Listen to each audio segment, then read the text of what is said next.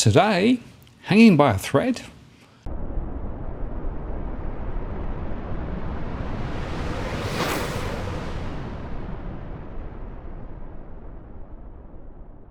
Hello again, it's Martin North from Digital Finance Analytics. Welcome to this post covering finance and property news with a distinctively Australian flavour.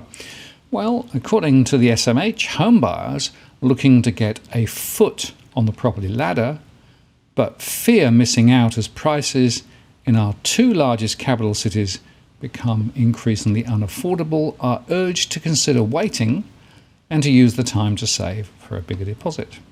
February CoreLogic figures showed that Sydney prices dipped 0.1%. That's the first monthly decline in house prices since September 2020, and in Melbourne prices were flat. They go on to say that many property experts say the boom may be over and that prices are likely to slide from here. CoreLogic Research Director Tim Lawless said, with rising global uncertainty and the potential for weaker consumer sentiment amidst tighter monetary policy settings, the downside risk for housing markets has become more pronounced. And then they quoted myself saying that prices are likely to ease back from here, and so the imperative for first home buyers to catch the runaway train is, in my view, old news. It's better to be cautious, see what happens to interest rates and prices, as well as income and costs, as many are caught in a pincer movement where the costs of living are rising while wages in real terms are not. In Sydney and Melbourne, more than 70% of homeowners that I classify as young growing families, many of which are first-time buyers, are already under mortgage stress, despite record low mortgage interest rates. And you'll recall that I define mortgage stress in cash flow terms, not a set percentage of income going on the mortgage. First home buyers remain more active than before the pandemic, but their numbers are falling. Home lending figures from the ABS show the number of new loan commitments by first home owners, season adjusted, was down 32.6% in January compared to the same month last year. And the forces that powered the red-hot housing market over the past 2 years are losing momentum, says Steve Mickenbecker, Group Executive of Financial Services at Canstar.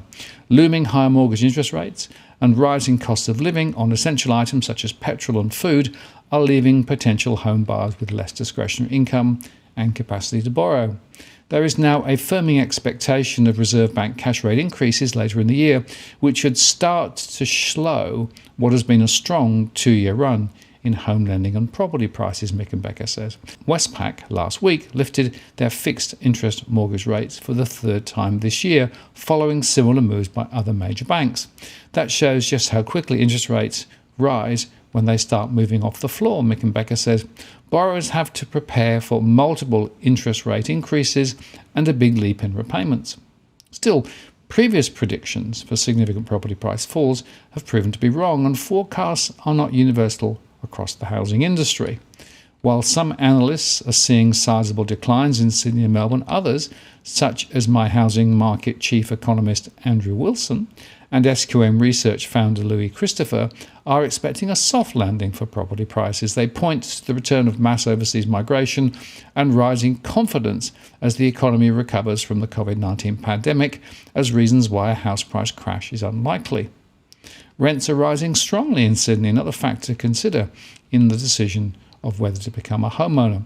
Figures from Andrew Wilson show that rents for Sydney houses rose 11.5% over the past 12 months, and unit rents rose by 6.7%. Melbourne house rents are up 4.7%, though rents on Melbourne units are down 3.2%.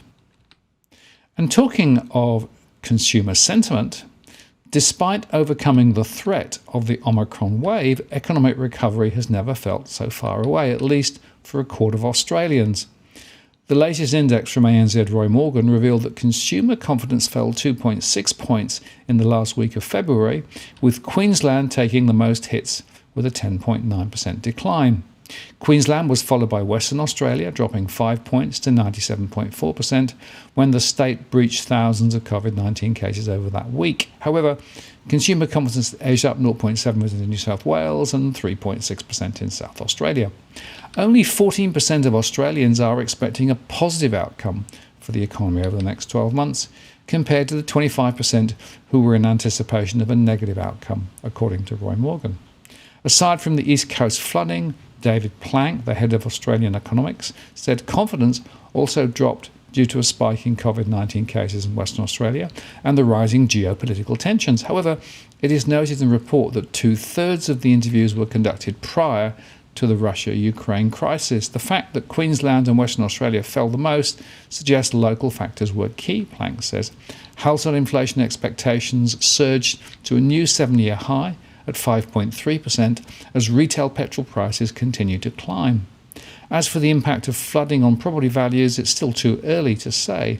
Eliza Owen, the head of research at CoreLogic, believes there ought to be proper clean-up and damage assessments before anyone can determine the costs and implications of the natural disaster. Additionally, the operational environment is very different, with monetary policy more likely to tighten in the next 12 months. Owen said ultimately, this event reinforces the consequence of climate change, which poses a great challenge to the real estate and finance sectors now and in the future. And Australians are refinancing their home loans more than ever, according to the latest property refinancing trends from PEXA. The 2021 report from PEXA, the nation's only digital property settlement platform, shows that almost 364,000 property refinance transactions were recorded nationwide during 2021, which is a 28% increase from the 2020 report. Australian broker spoke to PEXA Insights head of research Mike Gill to find out more. There was more than a 20% growth over the previous year, Gill said.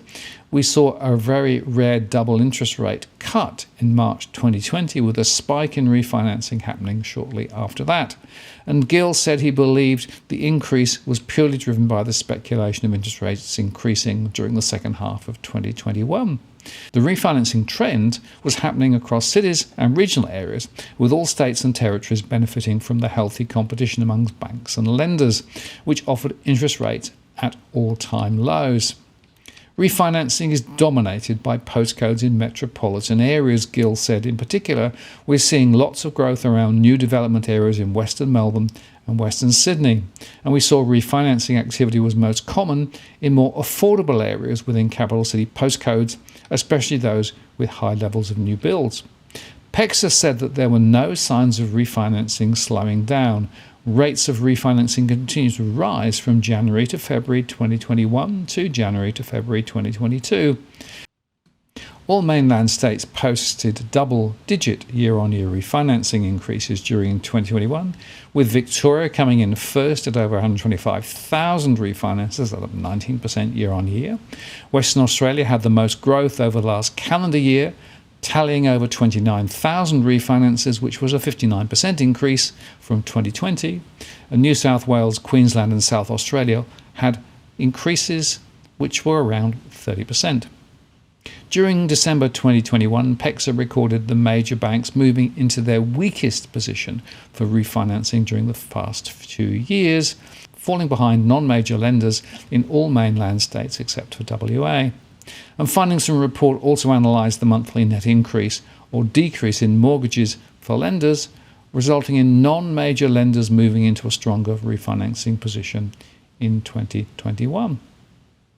And finally, CBA-owned stockbroker CommSec faces $20 million in penalties after it overcharged customers more than 100,000 times a total cost of $4 million. ASIC appeared before the Federal Court on Thursday last week, where it argued for $20 million in total penalties against the CommSec retail broking business. ASIC also pushed for an extra $7.2 million penalty against OSEX, formerly known as CommSec Advisor Services, a wholesale broker which had been sold to Japan's Nomura Research Institute last April for systemic breaches between August 2010 and June 2020. That's according to a report in the AFR.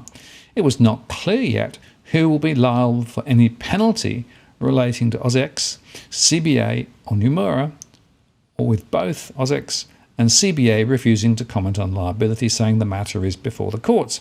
ASIC identified and reported the issue, in this case to ASIC, and ASIC is undertaking an extensive program of compliance, an ASIC spokesman told the AFR. And CBA said it was not defending the proceedings and is awaiting the judgment. ComSec had previously agreed with ASIC to enter into a court-ordered compliance program as part of the proceedings, a CBA spokesman told the publication. The proceedings relate to errors that were reported to ASIC by ComSec. And CBA lawyers agreed with the regulator's proposed penalties and unreservedly apologised for the breaches. The proposed penalties were way below the maximum $525 million civil penalties to companies found to have breached the Corporations Act following amendments to the Act in 2019. The legal action was first filed by ASIC in March 2021, alleging the two brokers of breaching the Corporations Act after failing to ensure financial services covered by their financial services licenses were provided honestly, efficiently and fairly, AFR said. And ComSec allegedly overcharged broker fees worth $4,352,194 between 2010 and 2020 on 120,933 occasions, and both ComSec and OCX purportedly did not provide accurate confirmations to customers of certain transactions. While some customers were charged $29.95 to make a trade, even if they were eligible for a lower $19.95 fee, others were charged a $59.95 phone broker rate instead of a cheaper internet rate. Elizabeth Collins, counsel for CBA, said the unacceptably large breaches occurred for a significant amount, but the platforms did not gain any financial benefit from the failures. There's no suggestion of intent to profit, Collins told the AFR. We would say that without seeking to detract from the seriousness, many of the breaches may be described as technical in nature. And ASIC also said the two platforms did not comply with client money reconciliation requirements, nor did they have appropriate system filters to detect trades with no change of beneficial owner or wash trading. ComSec allegedly also failed to enter into required warrant agreement forms with clients and offer explanatory booklets before accepting first-time client warrant orders, AFR said. The stockbroker has refunded a total of $6.5 million of overcharged brokerage fees with interest in remediation. And Sarah Pritchard, counsel for ASIC, said the total penalties included a 30% discount proposed by both parties to account for CBA's willingness to cooperate, steps taken to remediate customers, and commitment to improvement. Justice Wendy Abraham has reserved her decision on appropriate penalties. Again, the AFR reported. Now, if you're buying your home in Sydney's contentious market, you don't need to stand alone. This is the time you need to have Edwin Almeida from Ribbon Property Consultants standing alongside you. Buying a property is both challenging and adversarial. The vendor has a professional on their side. Emotions run high, price discovery and price transparency are hard to find, and then there's the wasted time and financial investments that you make. Edwin understands your needs, so why not engage a licensed professional to stand alongside you? With RPC, you know you have experience, knowledge, and master negotiators looking after your best interests. So shoot Ribbon an email at info@ribbonproperty.com.au, and if you use the promo code DFAWTW/Martin, you can get a 10% discount offer. I'm Martin North from Digital Finance Analytics. Many thanks for watching, and I'll see you again next time.